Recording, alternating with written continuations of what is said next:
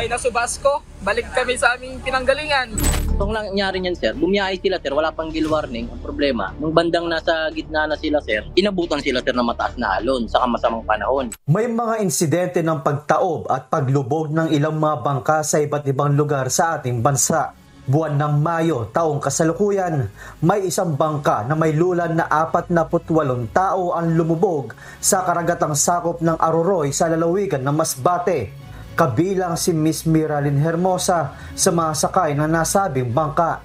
Nung pagdating namin sa Claveria, maganda po ang panahon. Nung nasa kalagitnaan na po kami ng aming biyahe, Mga oras na po yun? mga 10 o'clock, nasa gitna na po kami ng Aroroy, Masbate.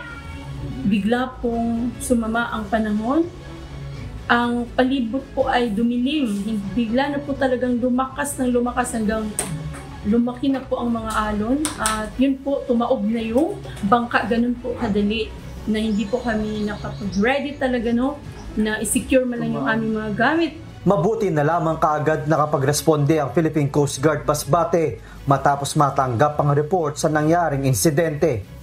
Upang maging handa sa mga ganitong senaryo, narito ang safety tips mula sa Philippine Coast Guard o PCG. Una, alamin ang magiging kondisyon ng panahon sa ruta na dadaanan ng sasakyang pandagat, lalo na kapag may paparating na bagyo o kung malakas ang pag-iral ng weather system gaya ng habagat.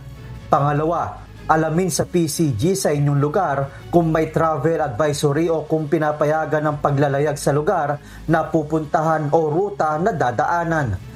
Kapag may gale warning ay hindi pinapayagan na bumiyahe o pumulaot ang mga maliliit na bangka na may 250 gross tonnage pababa dahil hindi nito kakayanin ang malalakas na pag-alon. Pangatlo, alamin ang kapasidad ng bangka at iwasan ang overloading. Tandaan na karaniwang nasa 12 hanggang 15 pasahero lamang ang maaaring may sakay ng mga maliliit na bangka. Pang-apat, tiyakin na sapat ang life jacket o life vest para sa bilang ng pasahero. Kanina pagkalunod, sir, yung talaga, pinaka number 1, yung walang life jacket, sir. Kasi once na may life jacket ka, sir, kung magkaroon man ng senaryo, sir, na napapatrouble kayo sa gitna ng dagat, sir, masisave ka, sir, ng life jacket.